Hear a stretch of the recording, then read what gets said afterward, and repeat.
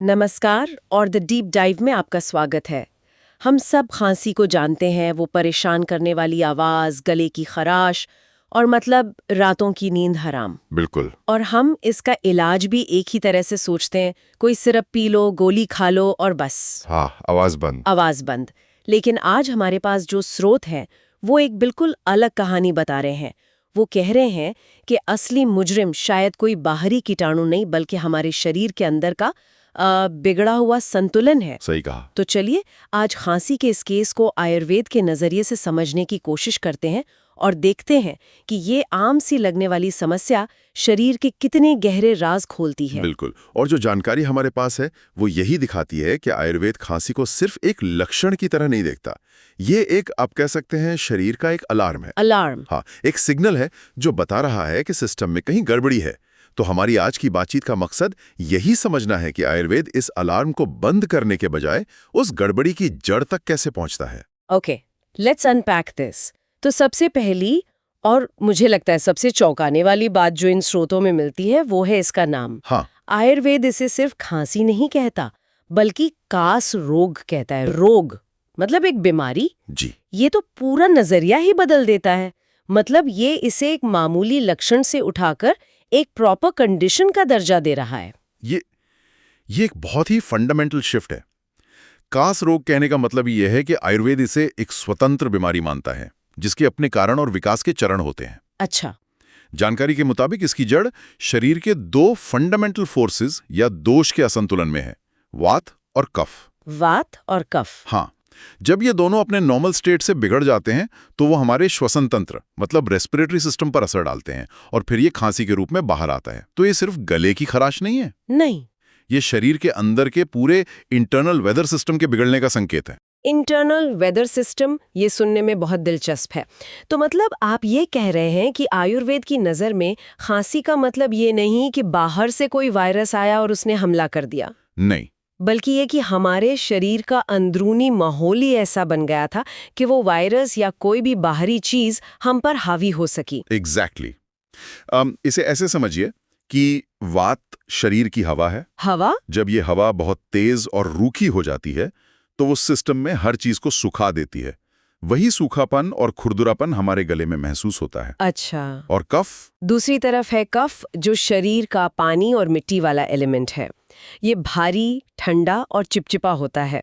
जब ये बढ़ जाता है तो शरीर में भारीपन और बलगम पैदा करता है, जैसे कहीं पानी रुक जाने से कीचड़ जमा हो जाता है। वाह, ये एनालॉजी तो इसे बहुत आसान बना देती है। और मुझे लगता है इसी से जुड़ा हुआ है जो इन स्रोतों में आगे बताया गया है। बिल्कुल। खांसी के दो मुख्य प्रकार, एक है सूखी खांसी जिसे शुष्क कास कहा गया है। जी, शुष्क कास, जिसमें सिर्फ गले में जलन और एक कोरी आवाज होती है। और दूसरी आर्द्र कास। आर्द्र कास या बलगम वाली खांसी, जिसमें छाती में भारीपन लगता है और कफ निकलता है। ये तो हम सबने महसूस किया है। और यहाँ जो खास बात निकल कर आती है वो ये है कि आयुर्वेद इन दोनों को सीधे सीधे उन दोषों से जोड़ता है।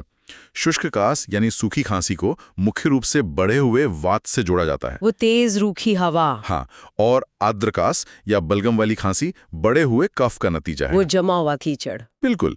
ये वर्गीकरण सिर्फ किताबी नहीं है, ये इलाज की दिशा तय करता है। मतलब सूखी खांसी का इलाज बलगम वाली खांसी से बिल्कुल अलग होगा, क्योंकि दोनों के मूल कारण अलग हैं। एग्जैक्टली। ठीक है, तो अगर समस्या वात और कफ का बिगड़ा हुआ खेल है तो इसका मतलब ये भी हुआ कि मॉडर्न मेडिसिन की तरह एक वन साइज फिट्स ऑल दवा यहाँ काम नहीं करेगी। तो फिर आयुर्वेद इसका इलाज कैसे करता है? मुझे लगता है इसका जवाब हमारी दवा की दुकान से ज्यादा हमारी रसोई में छिपा है ना? आपने बिल्कुल सही पकड़ा। आयुर्वेद की सबसे बड़ी खूबसूरती यही है, वो रोजमर्रा की चीजों में छिपी ताकत को पहचानता है। जो हमारे पास जानकारी है उसमें तुलसी, अदरक, मुलेठी और शहद जैसी बहुत आम चीजों का जिक्र है। हर एक का एक खास काम है। जैसे तुलसी और अदरक, ये दोनों ही शरीर के सिक्योरिटी गार्ड की तरह हैं। इनमें एंटी माइक्रोबियल गुण होते हैं और ये हमारी इम्यूनिटी यानी रोग से लड़ने की ताकत को बढ़ाते हैं। अदरक और तुलसी तो हम चाय में भी रोज डालते हैं, तो क्या इसका मतलब यह है कि रोज की चाय पीना भी एक तरह का प्रिवेंटिव उपाय हो गया? हाँ, एक तरह से प्रिवेंटिव ही है। रोजमर्रा के इस्तेमाल से आप अपने सिस्टम को मजबूत बनाए रखते हैं।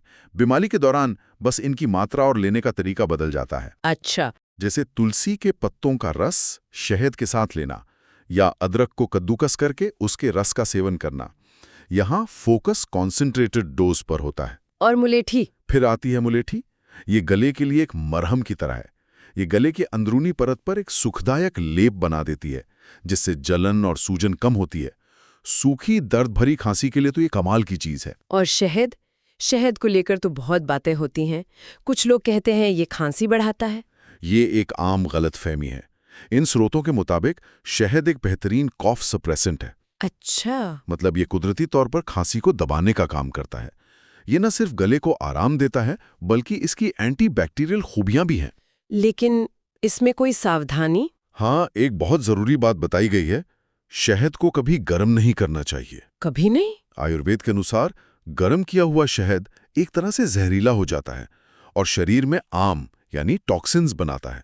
तो इसे हमेशा गुनगुनी चीजों में मिलाना चाहिए या ऐसे ही लेना चाहिए। ये एक बहुत ही जरूरी और बारीक जानकारी है। तो ये तो हुए घरेलू नुस्खे, लेकिन अगर मामला इनसे ना संभले तो क्या आयुर्वेद में इसके आगे भी कोई संरचित इलाज है? जी बिल्कुल है। इन दस्तावेजों में 2 खास आयुर्वेदिक दवाओं का भी जिक्र है, सिटोपलादी चूर्ण और तालिसादी चूर्ण। ये नाम सुनने में थोड़े भारी लगते हैं। हाँ, ये क्लासिकल आयुर्वेदिक फॉर्मूले हैं। चूर्ण का मतलब है पाउडर। ये कई सारी जड़ी बूटियों को एक खास अनुपात में मिलाकर बनाए जाते हैं। और यहाँ भी वही दोष वाला सिद्धांत काम करता है? बिल्कुल। सिटोपलादी चूर्ण की तासीर ठंडी और तर होती है, इसलिए इसे आमतौर पर सूखी खांसी, जलन और बुखार जैसी स्थितियों में दिया जाता है, जो वात और पित्त के बढ़ने से होती हैं। सही। वहीं तालिसादी चूर्ण की तासीर गर्म होती है और ये जमे हुए कफ को बाहर निकालने में मदद करता है। तो ये बलगम वाली खांसी और छाती की जकड़न में ज्यादा असरदार है। एक मिनट, तो ये चूर्ण सिर्फ खांसी को नहीं दबाते? मतलब अगर सूखी खांसी का कारण बढ़ावा वात है, तो ये सितोपलादी चूर्ण एक्चुअली करता क्या है? क्या ये सीधे जाकर उस बढ़ी हुई हवा को शांत करता है? How does it actually work? बिल्कुल सही सवाल है। ये सिर्फ लक्षण को नहीं दबाते, ये जड़ पर काम करते हैं। अच्छा। सितोपलादी चूर्ण में मिश्री, वंशलोचन जैसी चीजें होती हैं जो शरीर में नमी और ठंडक बढ़ाती हैं, जिससे वात का सूखापन और खुरदुरापन शांत होता है। और तालिसादी? तालिसादी चूर्ण में सौंठ, काली मिर्च, पीपली जैसी गर्म चीजें होती हैं जो जमे हुए कफ को पिघलाकर बाहर निकालती हैं। इनका जिक्र ये दिखाता है कि आयुर्वेद में इलाज का एक बहुत ही वैज्ञानिक और व्यवस्थित तरीका है। लेकिन इन्हें खुद से नहीं लेना चाहिए, है ना? बिल्कुल नहीं। यहाँ दी गई चेतावनी को दोहराना बेहद जरूरी है। ये शक्तिशाली दवाएं हैं और इन्हें हमेशा किसी क्वालिफाइड आयुर्वेदिक डॉक्टर की सलाह से ही लेना चाहिए। सही बात है। सेल्फ मेडिकेशन यहाँ भी खतरनाक हो सकता है। तो इसका मतलब ये सिर्फ कुछ खा लेने या पी लेने के बारे में नहीं है? नहीं। जो हमारे पास जानकारी है वो दवाओं के साथ साथ जीवन शैली यानी लाइफस्टाइल चेंजेस पर भी बहुत जोर देती है। ऐसा लगता है कि आयुर्वेद एक पूरा पैकेज डील है। निश्चित रूप से। आयुर्वेद में इलाज के 3 स्तंभ हैं: आहार, विहार और औषध। आहार, विहार, औषध। हाँ, मतलब डाइट, लाइफस्टाइल और मेडिसिन। दवा तीसरा स्तंभ है। पहले 2 ज्यादा जरूरी हैं। इन स्रोतों में दिए गए सुझाव इसी का सबूत है, जैसे गुनगुना पानी पीना और भाप लेना। ये तो बहुत आसान उपाय हैं। आसान है, लेकिन इनके पीछे का विज्ञान गहरा है। गुनगुना पानी गले को नम रखता है और जमे हुए कफ को ढीला करता है। भाप लेने से बंद नाक और सांस की नली खुलती है। और इसमें ठंडे और खट्टे पदार्थों से परहेज करने की सलाह भी है। अब ये एक ऐसी चीज है जो हम बचपन से सुनते आए हैं। हाँ बिल्कुल। पर कई लोग इसे सिर्फ एक मिथ मानते हैं। 1 मिनट, तो इसका मतलब ये है कि जब मुझे खांसी है और मैं फ्रिज से दही निकाल कर खा रही हूँ, तो इन स्रोतों के अनुसार मैं अनजाने में अपनी ही तकलीफ बढ़ा रही हूँ। बिल्कुल। दैट्स अ पावरफुल थॉट कि इलाज की एक चाबी तो हमारे किचन में ही छुपी है। सही या गलत दरवाजे के लिए? आपने इसे बिल्कुल सही समझा।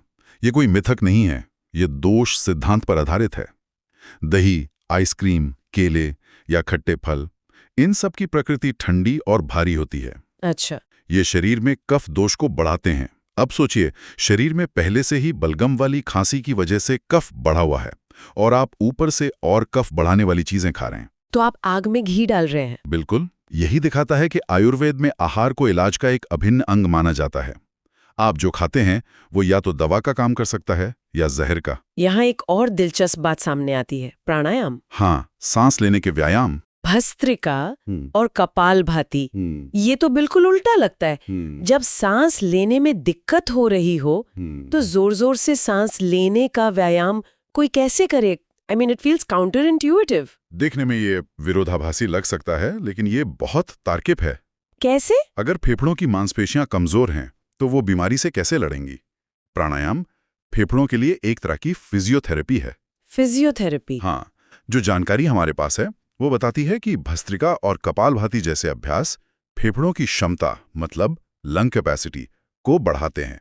ये डायफ्राम को मजबूत करते हैं, फेफड़ों में खून का दौरा बढ़ाते हैं और सबसे जरूरी, ये सांस की नली में जमे हुए बलगम को ताकत से बाहर निकालने में मदद करते हैं। तो ये सिर्फ लक्षण को दबाना नहीं है? नहीं, ये शरीर के उस पूरे सिस्टम को ही जड़ से मजबूत करने का तरीका है जो समस्या से प्रभावित है। तो अगर हम इन सभी चीजों को एक साथ रखकर देखें, कास रोग की गहरी समझ, खांसी के प्रकारों का सटीक वर्गीकरण, रसोई की जड़ी बूटियां, क्लासिकल दवाएं, खाने पीने में बदलाव और यहाँ तक कि सांस लेने का तरीका भी, हाँ, तो एक पूरी तस्वीर उभर कर सामने आती है।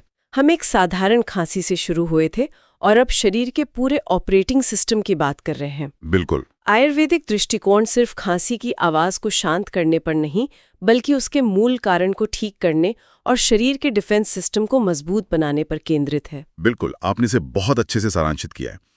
इन सभी स्रोतों का निचोड़ यही है कि आयुर्वेदिक इलाज समस्या की जड़ पर काम करता है। यही सोच का सबसे बड़ा फर्क है। सही। मॉडर्न मेडिसिन अक्सर लक्षण को जल्दी से दबाने पर फोकस करती है, जो कई बार जरूरी भी होता है, जबकि आयुर्वेद शरीर में संतुलन वापस लाने पर जोर देता है ताकि शरीर अपनी लड़ाई खुद लड़ सके। और अंत में सलाह। अंत में श्रोतों की सबसे महत्वपूर्ण सलाह को दोहराना बहुत जरूरी है। अगर खांसी लंबे समय तक बनी रहे या उसके साथ कोई और गंभीर लक्षण हो, तो खुद इलाज करने के बजाय किसी योग्य आयुर्वेदिक चिकित्सक से मिलना ही सबसे सही रास्ता है। आज के इस चर्चा से ये तो साफ है कि आयुर्वेद खांसी जैसी आम समस्या को भी कितने बड़े कैनवस पर देखता है। ये सिर्फ गले या फेफड़ों की बीमारी नहीं है। ये हमारे शरीर के अंदरूनी संतुलन, हमारे खाने की आदतों, हमारी जीवन शैली और यहाँ तक कि हमारे सांस लेने के तरीके से भी जुड़ा हुआ है। हाँ, और ये हमें एक बहुत गहरे सवाल पर लाकर छोड़ता है। इन स्रोतों ने हमें बताया कि खांसी शरीर की वात और कफ जैसी ऊर्जाओं में असंतुलन का एक बाहरी संकेत हो सकती है। तो ये सोचने वाली बात है कि अगर खांसी जैसा एक आम लक्षण शरीर में इतने गहरे असंतुलन का सिग्नल हो सकता है, तो हमारी रोजमर्रा की दूसरी स्वास्थ्य समस्याएं, जैसे सिरदर्द, एसिडिटी या नींद ना आना, उनके पीछे भी क्या इसी तरह के कोई गहरे प्रणालीगत कारण हो सकते हैं जिन्हें हम अक्सर एक गोली खाकर नजरअंदाज कर देते हैं?